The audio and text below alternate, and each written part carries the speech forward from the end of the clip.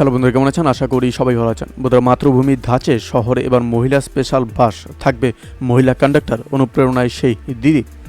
বন্ধুরা, অবশ্যই আমরা এই বিষয়ে বিস্তারিত আলোচনা করবো। তার আগে আপনি যদি এই চ্যানেল নতুন থাকেন, অবশ্যই চ্যানেলটিকে সাবস্ক্রাইব করে আমাদের পাশে থাকুন এরকম নিত্য নতুন রাজনৈতিক আপডেটগুলিকে সবার আগে পাওয়ার জন্য। আর বন্ধুরা, আপনারা কিন্তু সাইট থেকে কিন্তু রিডিং নিতে পারেন। তিনি রেলমন্ত্রী থাকাকালীন চালু করেছিলেন মাতৃভূমি লোকাল। সেই নিত্য লোকাল এখন হুড়মুড়িয়ে চলছে। শুধু তাই নয়, মহিলাদের শহরতলি থেকে নিরাপদে আসা যাওয়ার জন্য ভরসা এই মাতৃভূমি লোকাল। এবার সেই মাতৃভূমির ধাঁচে কলকাতার বুকে চালু হচ্ছে লেডিস স্পেশাল বাস।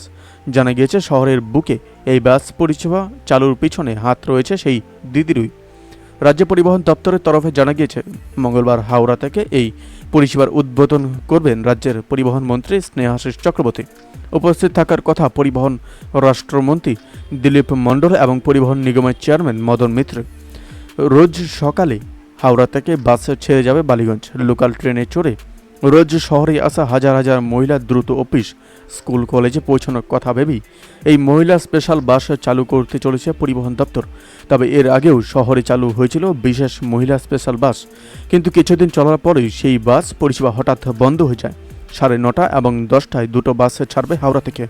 বাসে থাকবেন মহিলা কন্ডাক্টর। ওই সময় হাওড়ায় লেডিস স্পেশাল ট্রেন ঢোকে, ফলে সেখান থেকে মহিলা যাত্রীরা নেমে বাসে উঠতে পারবেন। পরিবহন দপ্তর সূত্রে খবর, আপাতত দুটি বাস হাওড়া থেকে বালিগঞ্জ গেলেও তার সংখ্যা ভবিষ্যতে বাড়বে। সেক্ষেত্রে শিয়ালদহ স্টেশন থেকেও তা চালু করা হতে পারে। আপাতত নন এসি বাস চালু হলেও ভবিষ্যতে চাহিদা বাড়লে এসি বাসও নামবে বলে জানিয়েছে নিগমের এই কর্তা। তবে এই বিষয়ে পুরুষ যাত্রীদের মধ্যে ক্ষোভের সৃষ্টি হয়েছে।